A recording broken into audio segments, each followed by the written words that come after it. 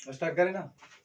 Integration, देखो इसको हम लोग इंटीग्रेशन पढ़ रहे हो ना, इसको हम लोग एंटी डेरिवेटिव बोलते हैं। एंटी डेरिवेटिव, एंटी डेरिवेटिव्स मतलब बताते हैं। देखो डेरिवेटिव कहने का मतलब डिफरेंशिएशन, ठीक। तो डिफरेंशिएशन में क्या होता है, बड़ा से छोटा या छोटा से बड़ा। तो जब भी अगर डिफरेंशिएशन करते हैं ना किसी चीज का अवकलन, तो एक बात बताओ, अवकलन बोल रहा है मतलब क्या। अच्छा अवरोही और अवरोही समझते हो? हाँ। अवरोही मतलब क्या होता है? अवरोही मतलब क्या होता है, घटते क्रम। यानी अगर कोई बड़ा था उससे हम कहा ला रहे हैं छोटा ला रहे हैं, यानी आ लगना ही क्या होता है कि वो मतलब नकारात्मक सोच को बताता है। तो सोचो वही बात, इसको हम लोग हिंदी में जाने तो क्या जाने, अवकलन, ये नहीं जाने। तो ये क्या करता है कि जो बड़ा चीज रहता है ना उसको क्या करता है, ये छोटा लाता है। जैसे कि हम एक फॉर्मूला ही क्या देखे, एक्स के पावर एन, ये फॉर्मूला था। तो उसमें हमको हमने क्या देखा कि n इंटू एक्स के पावर n माइनस वन, यानी ये जो हमारा पावर था, ये पावर कहाँ आता था, बाहर। तो बाहर यहाँ पर आ गया, ठीक है। और जितना पावर है उकरा में से हमें घटा देते थे। ये हम देखे तो ये क्या हो गया, तो पावर एक रिड्यूस हो गया ना। जैसे सोचो ना कि हम 2 के पावर अगर मान लो कि 5 लेते और 2 के पावर 4, अगर हम यहाँ 5 से गुना कर भी दे तो ज्यादा बड़ा कौन हो जाएगा, ठीक है। ये तो अभी छोटा है तब ना बड़ा हो गया यार, 2 के पावर 5 बड़ा नहीं है, अभी तो बड़ा ये नजर आएगा, 16 25 80 हो जाएगा, ठीक है। लेकिन यहाँ पर देखोगे तो तुम्हारा 32 से है। लेकिन अगर मान लो कि हम 5 के पावर चलो 3 लेते हैं, और 5 के पावर 2 और ये कितना हो गया 3 ना, मल्टीप्लाई करेंगे तो कितना मिलेगा, ये पता है 125, और ये मिलेगा 25 75, तो बड़ा हो गया ना। तो मतलब वो नहीं कर रहे, हम ये कह रहे हैं कि पावर जब बड़ा हो जाता है ना तो बहुत बड़ा रकम हो जाता है, बहुत बड़ा हो जाता है। जैसे कि सोचो कि 2 के पावर मान लो 3 और यहाँ पर ब्रैकेट में 2 देते हैं, ठीक है। और 2 के पावर हम यहाँ पर 3 और यहाँ पर 2 देते हैं, दोनों में अंतर होता है कि नहीं। तो इस दोनों में जब ब्रैकेट होता है ना, दोनों मल्टीप्लाई होता है, लेकिन यहाँ पर कितना होगा, 2 के पावर 9 हो जाएगा, ठीक है। यानी पावर को बढ़ने से पूरा वैल्यू बहुत ज्यादा बढ़ जाता है। ये तब बढ़ता है जब यहाँ वाला क्वांटिटी एक से क्या होना चाहिए, बड़ा होना चाहिए। अगर एक से छोटा हो गया यहाँ वाला क्वांटिटी, तो पावर अगर बढ़ाते हो तो वाला वैल्यू क्या हो जाएगा, घट जाएगा। जैसे कि पूछते हैं कि एक्स का पावर इंफिनिटी है, क्वेश्चन है, और कह रहा है कि x जो है ना वो लगभग तुम्हारा 1/2 है, तो इसकी वैल्यू क्या हो जाएगी, तो याद रखना है 0 हो जाएगा, ठीक है। क्यों कहा 0 हो रहा है, एक से छोटा था और उसके पावर कितना दे रहा है, इन्फिनिटी दे रहा है, तो 0 इसलिए हो रहा है। तो हम अगर यहाँ पर सोचोगे अगर कि हम बोलेंगे 1/2 का पहले 1 कीजिए, तो हमको 1/2 मिल गया, बोलो कोई दिक्कत नहीं है। अगर हम 1/2 के यहाँ पर 2 कर देंगे तो कितना मिलेगा, 1/4 मिलेगा। इसी प्रकार से 1/2 का 3 करते हैं तो 1/3 करेंगे ना तो 8 मिलेगा। 1/2 के 4 करेंगे तो 1/16 मिलेगा। देखें धीरे धीरे क्या हो रहा है, एकदम घटते जा रहा है, और घटते घटते इतना घट जाएगा कि नीचे में हो जाएगा कितना, 1 के पावर 1/इंफिनिटी। तो किसी बटे भी इन्फिनिटी अगर होता है तो वैल्यू किसके बराबर, 0 बराबर, ठीक है। तो नहीं समझते हैं कि यार 1 से छोटा अगर कोई वैल्यू है, अगर ये 1 से बड़ा है, तब तुम्हारा अगर इन्फिनिटी वैल्यू लेते हो तो तुम्हारा इन्फिनिटी मिलेगा। लेकिन अगर 1 बड़ा हो जाएगा तब अगर हम कहेंगे x के पावर इन्फिनिटी का वैल्यू बताओ तो 0। तो ये जो काम करेगा, ये वाला घटाने का काम, वो काम करता है हमारा अवकलन यानी डिफरेंशिएशन। लेकिन समाकलन, सम का मतलब क्या होता है, जोड़ना। तो देखिए जोड़ने का मतलब क्या होता है, पहले हम लोग जोड़ देखते थे तो इस प्रकार से कभी देखे हो कि इस प्रकार के वो सिंबल होता था, ठीक है, जिसको हम लोग क्या बोलते हैं, सिग्मा बोलते हैं, ठीक है। इसको बोलते हैं सिग्मा, ये इसको समेशन बोलते हैं। ये जो है डिस्क्रीट समेशन है। डिस्क्रीट का मतलब होता है ना कि रुक रुक करके जोड़ेगा, ठीक है। जैसे एक टायर चलता है, तो टायर चलता है तो क्या होता है, हर रोड के हर एक पॉइंट को टच करके जाता है। लेकिन अगर हम बोले कि ये वाला, यानी चलो हम लोग जो चलते हैं रोड के हर एक पॉइंट को टच करते हैं, अभी एक करेंगे एक आगे कर देंगे, तो ये वाला जो जोड़ कर रहे हैं ना हम लोग, जो हमारे पैर द्वारा चला जा रहा है, वो आपको ये वाला जोड़ है, ठीक है। लेकिन आप जो टायर जो बोल रहे थे ना, वो जो चलता है, वो जो जोड़ेगा वो आपको ये वाला जोड़ेगा, सिग्मा, ये वाला। तो इसी को सिग्मा से ही, सिग्मा को हम लोग एस जब लिखते थे ना तो ऐसे करके लिखा गया था, ठीक है। इसी को हम लोग स्टैंडर्ड रूप में कैसे कर दिए ऐसे, और इसी को हम लोग नाम दे देते हैं इंटीग्रेशन, ठीक है। तो इंटीग्रेशन का काम क्या है, जोड़ना, और सिग्मा काम भी है जोड़ना। लेकिन ये जो जोड़ेगा कंटिन्यूअस जोड़ेगा, लगातार, बीच में एक पॉइंट को भी गैप नहीं करेगा। लेकिन ये जो है ना हमेशा गैप करेगा। जैसे इसको देखो कैसे बनाते हैं,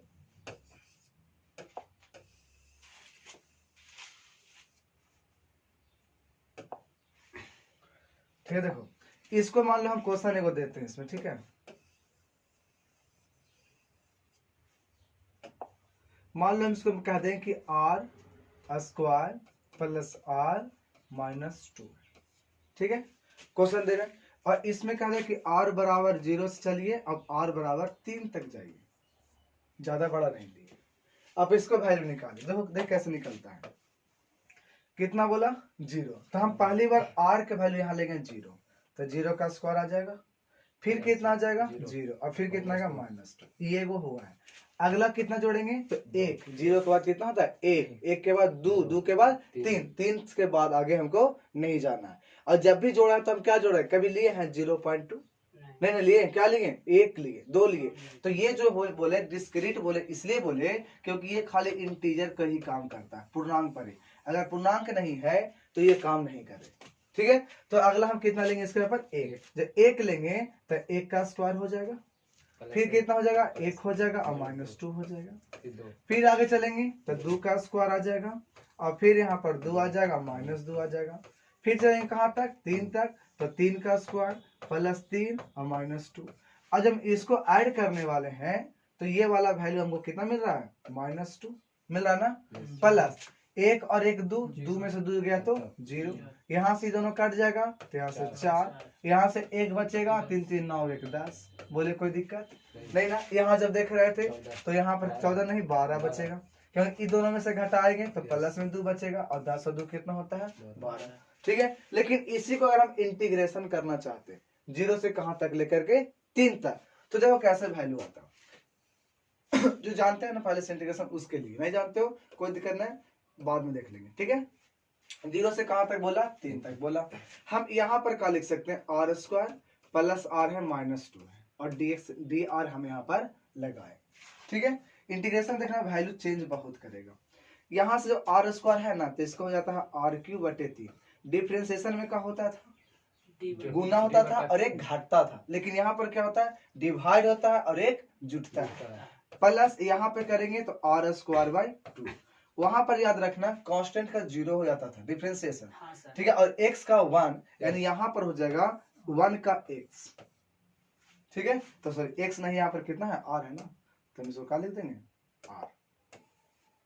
कितना से कितना करना था हमें, 0 से लेकर के 3 तक, ठीक है। अब देखो उसको वैल्यू रखें तो पहली बात क्या रखेंगे ऊपर में 3, तो 3 का क्यूब और बटा में 3 प्लस 3 का स्क्वायर बटा में 2 और -2 गुने 3। अब यहाँ पर माइनस देते हैं बीच में, जब लोअर लिमिट पुट करते हैं ना तो बीच में माइनस, तो कितना होगा 0 के पावर 3/3 प्लस 0 के पावर 2/2 -2 × 0। यहाँ जो करेंगे 3 एगो से 3 एगो कट जाएगा तो 2 बचेगा, तो 3 3 9 और प्लस 9/2 और माइनस में 6। ये तो सब के सब 0 बच जाएगा, कोई प्रभाव नहीं पड़ा, कोई दिक्कत नहीं है। यहाँ पर जब देखेंगे तो देखिए 9 में से 6 घटा दीजिए 3 बचेगा, और प्लस में 9/2 आ जाएगा, बराबर खत्म। ये तो हटाइए, 0 को रखने की कोई जरूरत नहीं है। 3 दूना 6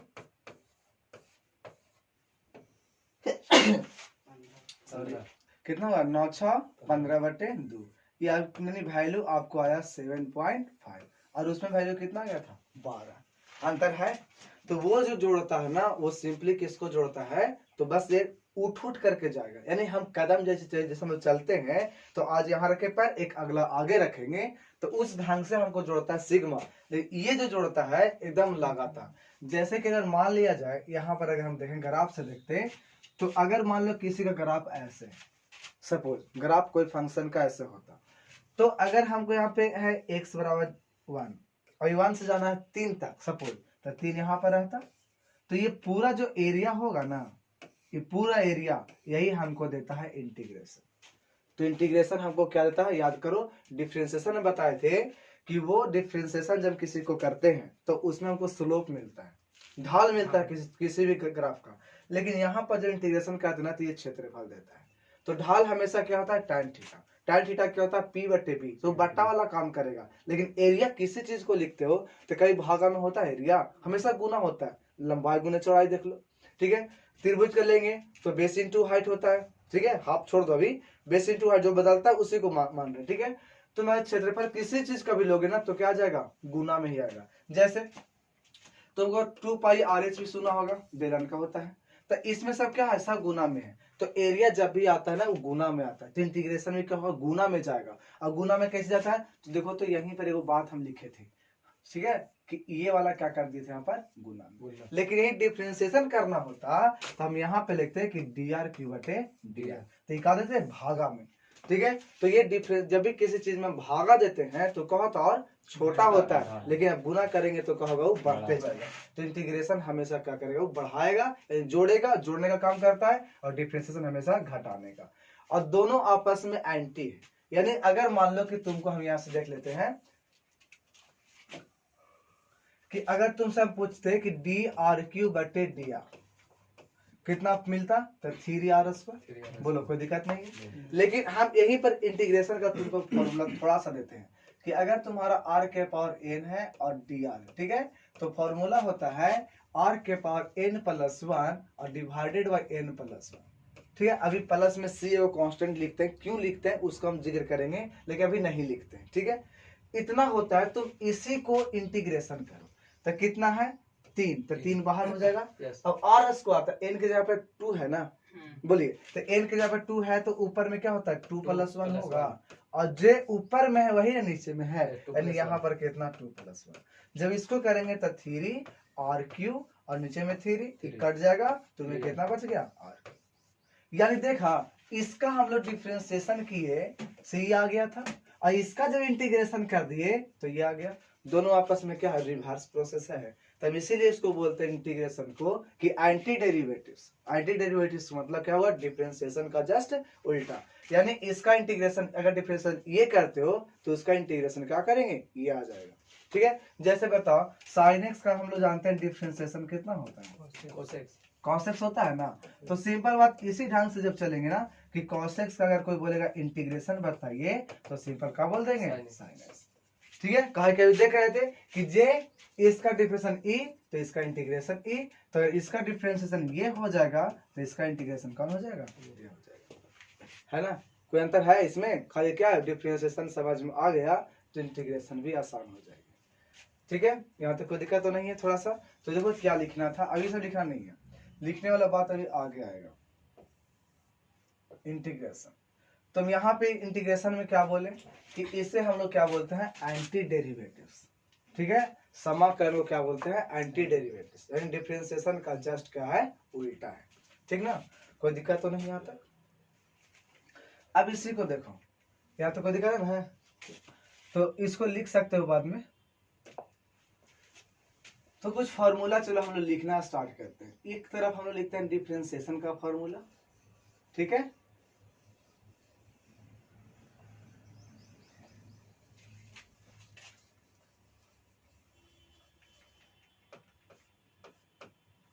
और एक तरफ हम लोग लिखते हैं इंटीग्रेशन का।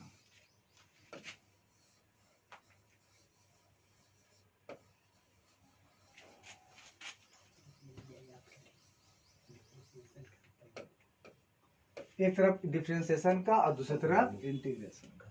हिंदी में क्या होता है, डिफरेंशिएशन को क्या बोल देते हैं, अवकलन। तो इसको बोलते हैं अवकलन, अवकलन, और इसको हम लोग बोलते हैं समाकलन,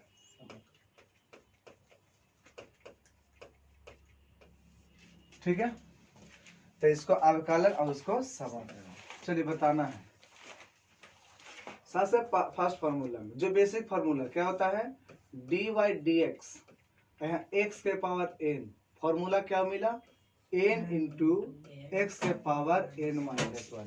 इसके ही तहत इसमें अगर चलते हैं तो यहाँ पर अगर हम बोले नीचे तो बटा में ना होता है इसमें।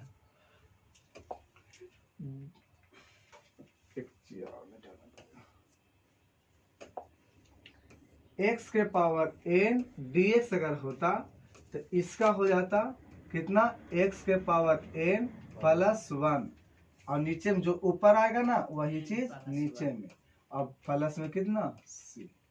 ये जो c लिखे है ना, इसी को बोलते हैं इंटीग्रल कांस्टेंट।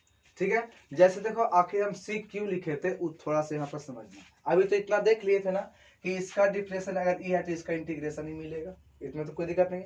अब अगर हम तुमसे ही कहते हैं चलो एगो डिफरेंशिएशन हमको करके दिखाओ कि x प्लस, चलो x square plus x plus 2 है, इसको डिफरेंशिएशन कीजिए तो क्या करते हैं, तो ये ना करते हैं कि एक्स स्क्वायर का 2x, x का 1 और प्लस में 0।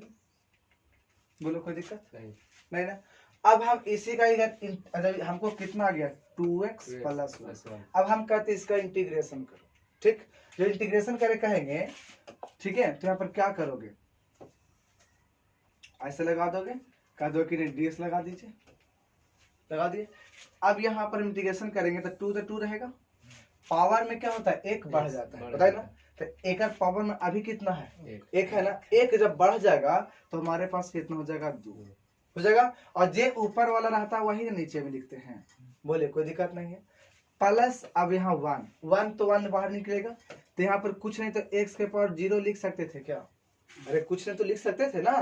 तो जब ये वाला 0 है 1 बढ़ जाएगा तो हमें x के पावर 1 मिलेगा, क्या मिलेगा ना, और जो ऊपर है वही कहाँ मिल जाएगा नीचे। अब तो आगे कुछ है ही नहीं है तो नहीं कुछ लिखेंगे, तो देखिए कहाँ पे घाटा हो जाएगा, c नहीं लिखेंगे तो यहाँ तो आप काट दिए, एक्स स्क्वायर भी हो गया, x आ गया। बताइए जो कांस्टेंट आप लिखे थे वो आया कहीं नहीं ना आया है, यही आपका यहाँ पर क्या आ जाएगा c। अगर ये हम c लिख देते हैं तो यहाँ पर बाद में तो आपको fx का वैल्यू अगर हम निकालना चाहते थे तो हमें fx वाला इतना आ गया, इतना आ गया। अब आपको कह देता कि आपको देखिए ध्यान से देखिए, आपको यहीं पर कह देता कि f0 का जो वैल्यू है वो आपका 2 दिया हुआ है। ये मान लेते हैं कि आपका ये वाला क्या हुआ है दिया हुआ है, कितना f0 का मान कितना दिया हुआ है 2। तब 0 रखते अब वैल्यू, तो यहाँ पर f0 रखा जाता और यहाँ पर भी 0 का स्क्वायर और प्लस 0 और प्लस में कितना लिख देते हैं c लिखते ना। और जब लिख देते तो यहाँ पर f0 का वैल्यू कितना दिया गया है 2, यहाँ पर 0 प्लस c, देख रहे हो c बराबर कितना आ गया 2 आ गया ना। और जैसे हम c बराबर 2 रख देते तो बताओ ये पुरनका वाला वैल्यू हमारा आता है कि नहीं आता, यही ना जाता कि fx का वैल्यू कितना आता x square plus x plus 2। तो समझ में आ गया, c कहला देते हैं। तो इंटीग्रल कांस्टेंट हम इसलिए देते हैं क्योंकि हम जानते हैं कि डिफरेंशिएशन का जस्ट उल्टा कौन होता है इंटीग्रेशन होता है। तो वो तुम्हारा कांस्टेंट जो भाग गया था जिसका डिफरेंशिएशन 0 हो गया था, उसको लाने के लिए ठीक है हमको यहाँ पर c देना पड़ता है। c का वैल्यू कैसे निकालते हैं तो आपको एक तरह से क्वेश्चन में वाला मेंशन किया रहेगा अलग से, ठीक है। बोल देगा कि f0 का मान इतना उतना जो भी रहेगा, जैसे बोल देगा तो आसानी से हम उसके बराबर रख करके काम कर सकते हैं, कोई दिक्कत नहीं ना। बात समझ में आ गई हम क्यों देते हैं कांस्टेंट का वैल्यू, ठीक है। तो हम वहाँ पे c क्यों लिखते हैं क्या, ताकि जिसका कांस्टेंट जो था पहले उसका डिफरेंशिएशन 0 हो गया था, उसका मान नहीं निकलता, तो फिर हमारा ये जो प्रोसेस ना एंटी डेरिवेटिव्स का वो प्रॉब्लम में पड़ जाता है, ठीक है। बात समझ में आया थोड़ा सा। तो देखो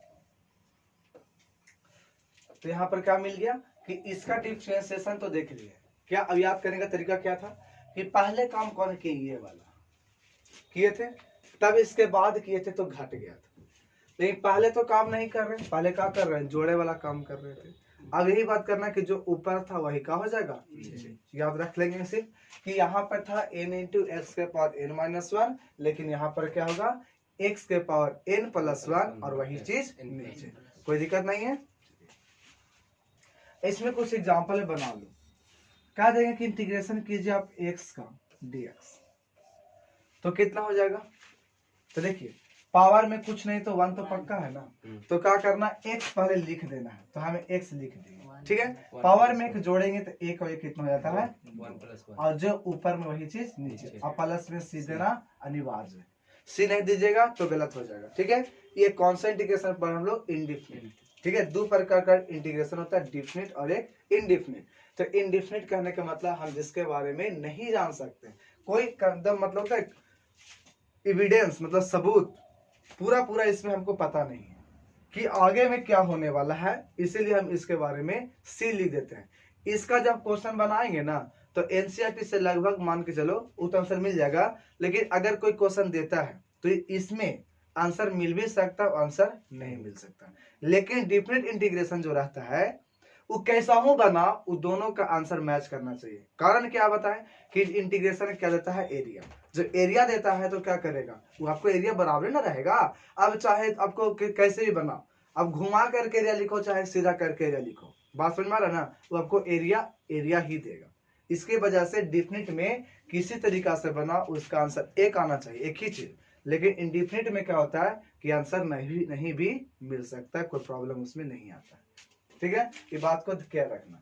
चलिए एक और क्वेश्चन बनाइए। अगर सिंपली आपको dx दे दिया गया तो याद रखिए वैल्यू कितना हो जाएगा, तो dx तो मतलब यहाँ पे 1 दे दिया गया, और जब 1 दिया तो जानते हैं कि 1 जो होता है किसी के पावर 0 होता है 1। ठीक है, किसी के पावर क्या होता है 0। तो जब किसी के पावर 0 होता है हम x के पावर 0 क्यों नहीं मान लेते हैं कि dx इसको मान लेते हैं ऐसे। और जब मान लेंगे तो बताओ कि x के पावर 0 प्लस 1 ना आ जाएगा, और नीचे में क्या आएगा 0 प्लस 1 और प्लस में कितना हो जाएगा c।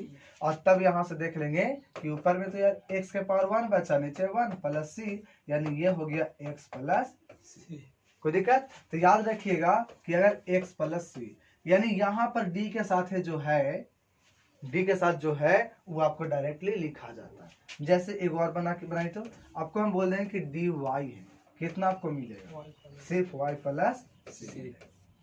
ठीक है, यानी समझ लो ना, एक आप लोग जानते भी होंगे, ऐसे ही समझने के लिए बता रहा हूँ कि अगर आपसे कहा देंगे कि रूट एक्स स्क्वायर है तो कितना मिलेगा, एक्स का कहा देते हो कि रूट और ये स्क्वायर दोनों का होता है खत्म हो जाता है, लेकिन ऐसे ही गलत बोल दिए, मॉडुलस एक्स निकालता है। ठीक है, खैर उसके हम बोले थे ना, अब ऐसे समझने के लिए बता रहे क्या बोलते हैं, रूट और स्क्वायर दोनों का हो गया खत्म हो गया। तो यहाँ पर भी वैसे सोच लो कि ये वाला जो दोनों है ना, ये दोनों ये खत्म हो गया। ठीक है, यहाँ पर क्या समझेंगे कि सिंपली अगर और कुछ नहीं है तब के लिए हम कह रहे हैं कि डी और ये दोनों खत्म हुए, क्या बच जाएगा वाई। ऐसे समझ सकते हैं।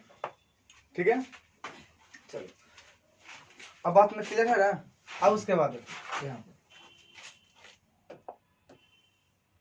चलिए आगे बनाइए। तो मान लिया कि आपको कहते हैं एक्स स्क्वायर डी कितना आएगा, दिल से बोलिए।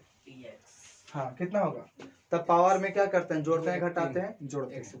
तो एक्स से पावर कितना जाएगा 3, और नीचे में 3 और प्लस में c, यानी जे ऊपर वही चीज नीचे। जब ऊपर तुम जोड़ी दिए हो ना तो नीचे में जोड़े की जरूरत नहीं। हाँ, सी के लिए सी ही लिखाएगा, उसके लिए कुछ नहीं। उसका वैल्यू तुम्हें निकालने के लिए अगर होगा तो क्वेश्चन में मेंशन रहेगा कि हाँ f0 बराबर इतना या f2 बराबर कितना, जो भी आपका वैल्यू गिवन रहेगा। ठीक है, नहीं रहेगा तो आपको क्या देना पड़ेगा, सी देना पड़ेगा। फिर इसी प्रकार से बताओ x के पावर 3 और dx, x के पावर 4/4 है ना। उसके बाद x के पावर 4 का बता दो, x के पावर 5। चलिए एगो आप लोग बना के दिखाओ, रूट एक्स का dx। इसे कैसे बनेगा, बनाइए, टाइम लीजिए। रूट एक्स 25 हो गया, क्या से ऊपर नहीं जाना सब तो देखो इसको बनाते हैं। ठीक है, ले लेंगे x के पावर हाफ, तो इसको क्या लिख सकते हैं, x के पावर 1/2 लिख सकते हैं ना। कहीं जानते हैं कि फॉर्मूला में देखे थे कि कभी x कुछ में नहीं था, x के पावर में हो सकता है, यही ना था। तब क्या लिख सकते, देखना समझना, x के पावर 1/2 में 1 जोड़ेंगे और जे ऊपर वही चीज कहाँ नीचे है ना, और प्लस में कितना c। और जब इतना देख रहे हैं तो क्या मिलेगा, x के पावर ये आधा और 1 1.5, और 1.5 होता है 3 के आधा, मतलब ऊपर में मिलेगा 3/2 और जे ऊपर आएगा वही तो जोड़ करके नीचे भी आएगा, और प्लस में कितना c। जानते हैं कि जब हम ऊपर लेके जाएंगे तो ये हो जाएगा 2/3, कोई दिक्कत नहीं है। और यहाँ पर मिल जाएगा x के पावर 3/2 प्लस c। वैसे भी डिफरेंशिएशन कीजिए। कोई दिक्कत? हाँ? डिफरेंशिएशन किसको? इसको डिफरेंशिएशन करो। चलो ले आते हैं डिफरेंशिएशन में। सर ऐसे भी कैसे? ये वाला भी ऐसा ही तो लिख सकते हैं। अब देखिए इसको डिफरेंशिएशन करते हैं तो क्या लिखेंगे? dy dx कितना है? 2/3 x के पावर 3/2 यही ना है? सी भी लिखा जाता तो सी लिख लो और सी क्या है यहाँ पर? कांस्टेंट। अब बात समझ ना। आज जब डिफरेंशिएशन करेंगे तो पहले एकरे में ना करेंगे तो ये 2/3 का हो जाएगा, बाहर निकल जाएगा, हम इसको निकाल दिए। आप जब जानते हैं कि जो ऊपरे होता है ये मल्टीप्लाई होता है और जब मल्टीप्लाई करेंगे तो यही ना लिखाएगा 3/2। ठीक है। और पावर में क्या होगा कि जितना है ओकरा में से घट जाएगा और कांस्टेंट होता है कितना? 0। और जब तुम यहाँ जब देख रहे हो तब बात समझना 2 से 2 का हो जाएगा कैंसिल, 3 से 3 कैंसिल हो जाएगा तो सिंपली बचेगा कि 1.5 में से 1 घटाइए आधा और जब ऊपरे में आधा है मतलब √x तो हो जाएगा ना। कोई दिक्कत? तो √x का डिफरेंशिएशन कौन होता है? 1/2 √x। देखिए यहाँ पे इंटीग्रेशन दिख रहा है तो इंटीग्रेशन में आया 2/3 x के पावर 3/2 प्लस c। कोई दिक्कत? और जिसका डिफरेंशिएशन कर दिए तो फिर से हमारा ये आ गया। ठीक, कोई दिक्कत है ना? अब हम आगे खाली फॉर्मूला, आज खाली फॉर्मूले चलते हैं। इसका भी ग्राफिकली चीज नहीं बताएं, ग्राफिकल बताएंगे अगला दिन, अभी नहीं। ठीक है, चलो।